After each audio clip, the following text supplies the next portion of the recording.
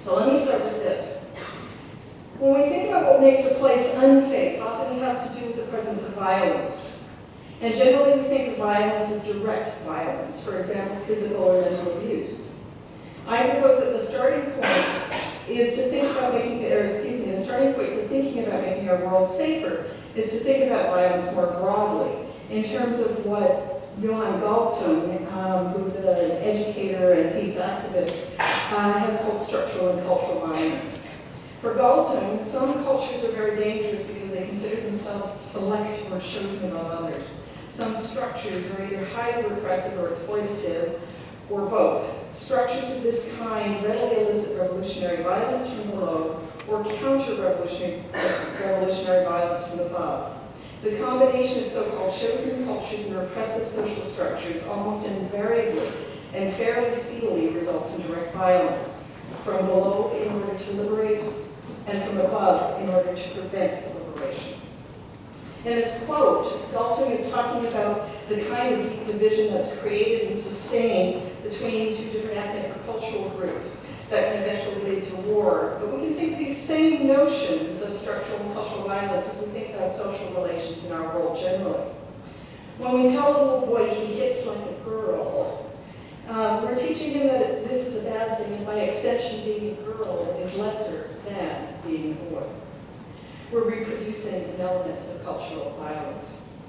When young women who are my graduate students are repeatedly asked why they're not married, and this happens regardless of their social class, ethnicity, cultural background, when they're repeatedly asked why they're not married, and they're made to feel that somehow, despite their considerable accomplishments in the academic arena and in their work, that somehow they are lacking as women because they are not married. This is an element of cultural violence. When women still disproportionately carry the burden of unpaid work in support of their families, this is an example of both cultural and structural violence. When a girl in high school is sexually harassed by a star athlete and she's told she should be flattered rather than offended, this is structural violence. Individually these acts may seem relatively innocuous, but when they come together, they form a repressive system that interferes with the abilities of girls and women to flourish. This system makes it possible for all of us to believe that it's okay to pay women less than men for work of equal value, because women are worth less than men. It makes it possible for some of us to believe that it's okay for men to batter women in the context of a private relationship. And it makes it possible for an extreme few to believe that women could not possibly be more qualified than men to enter a school of engineering, and so it is okay to murder them. I add this in part because we're coming up to the 23rd anniversary of the Montreal Massacre, and I think we need to think about what that represents, not just in terms of that individual event, but what does it represent in terms of the messaging that we are continuing to give to our young men and women. So how do we move from a state of violence to a place of safety? First, we must think about what we mean by safety. These days, we often talk about security, and anyone who's been in an airport lately knows that security generally means security of territory from external aggression or protection of national interests, and it's often associated with militarization or policing. But the 1994 Human Development Report urged us to think about security differently. In the final analysis, they said, human security is a child who did not die, a disease that did not spread, a job that was not cut, an ethnic tension that did not explode in violence, a dissident who was not silenced. Human security is not a concern with weapons, it's a concern with human life and dignity. In other words, while it's important to address direct violence, it might be even more important to focus our attention on cultural and structural violence. So, where do we start with this? And I think one of the places we start is by thinking about justice. Justice, not just in the sense of the legal system and the way we often talk about justice, but justice thinking about what does it mean to be fair, and how do we work towards this notion of fairness. And to think about justice not just in these legal terms, but also in terms of social, economic, and environmental justice. And it's important to think about peace and ahimsa. Those of us who work in the area of education for peace talk about peace in several ways, and I'm going to introduce you to 3 different frames that will come up in different ways as I go on. The first is the notion of negative and positive peace, and Ian Harris, who's a peace educator, talks a lot about this, and what he talks about is the notion that often when we talk about peace in general terms, we're talking about it as negative peace, the absence of war, the absence of direct violence.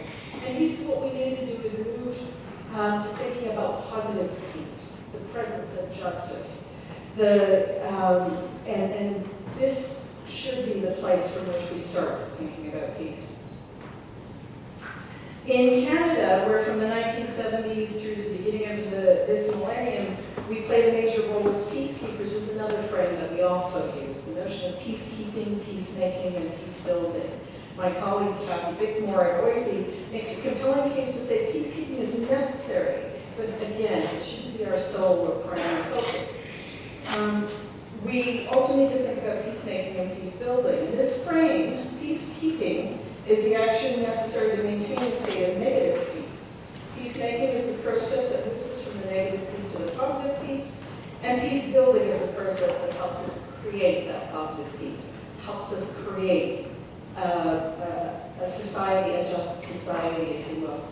And then finally, my own work on education for peace is done from a Gandhian perspective, which begins with the key notion of ahimsa. And while this is usually translated into English as nonviolence, it literally means to not do harm in thought, word, or deed. And in Gandhiji's writings was often equated with the term love. So the key idea here is we must begin from the premise that we should act towards others through a love for all life and all living things, and our actions should be guided by the principle of not doing harm through thought, word, or deed. And we'll come back to this at the end of the presentation. So now I'm going to go to a quick run-through of the state of the world's women. And this information that I'm going to give you is based on a UN report called The World's Women. This one was published in 2010, but they publish them periodically. It provides data for about 192 countries, and the report is part of a follow-up to the 1995 UN Conference on Women held in Beijing. It covers 8 key areas: general demographic data, health, education, work, power and decision-making, violence against women, the environment, and poverty. Excuse me. What you see in front of you here is that one of the positive things about India is that the government actually acknowledges the issues. So these statements come out of government documents. This is one example of working with women to educate them about their rights and help them to determine and advocate for the needs of their communities. Education for girls, huge. And they're talking about it not just in terms of academic success, but in terms of unlearning some of the structural and cultural violence that the girls are subjected to. Teaching women, and you'll see more if you come to dinner tonight. Ram will talk more about this project. This is Mahima Shanti Sena group in India, and this is teaching women how to address community development from a nonviolent perspective and then supporting them in their work. And then finally, educating community leaders, women and men, to be advocates for equity across several different dimensions. Okay, I'm wrapping up here. So let me show you Canada. This is what we say in our government documents. We're a world leader. We have, these are issues that are central to us, and we're committed to gender equality. We do have some issues around violence and improving women's and girls' economic security and encouraging women into leadership positions, but that's about it.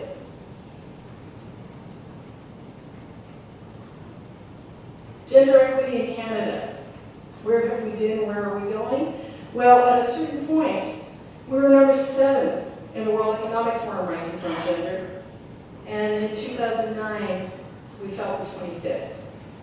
We have done some important work, but I fear that a lot of it's been it feels like it's in the past now, partly because there's a sense that we've done the work and we don't need to revisit it.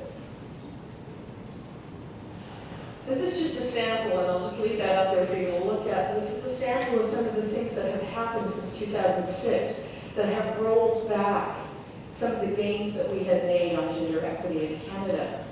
And it's important for us to acknowledge that when we're thinking, again, when we're thinking in terms of structural and cultural violence, that these are huge, huge things to have happen in our country.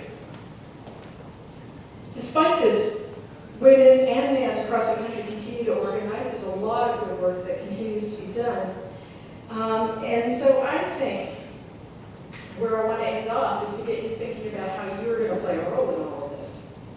So going back to the Human Development Report, this gives you a little graphic on equity and sustainability as the key pieces in promoting human development as we go forward.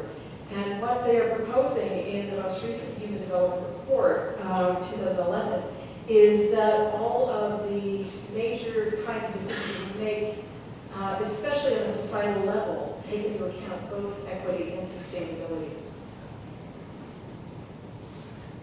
This comes from the Progress of the World's Women, looking at some of the things that it will take to achieve gender justice. And a lot of it really has to do with supporting women to access the processes we have in place. It's not that the processes are necessarily bad, it's just that they need to be tempered, and we need to work on them in terms of being gender fair, not gender neutral.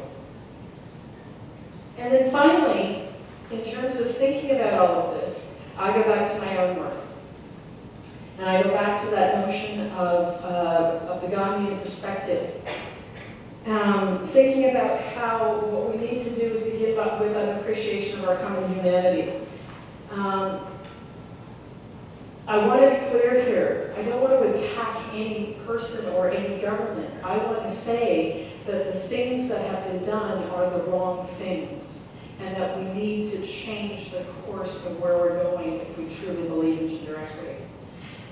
This is not about saying don't vote conservative in the next election. It's about saying let's work responsibly. So finally, why are we doing any of this? For me, it always comes back to the children. On the right-hand side of the screen, those are some of the girls from the schools in India that I visited. And on the left-hand side of the screen is my oldest nephew and his 2 kids, who culturally are my grandchildren. This is who you do it for. You do it for those kids. Thank you.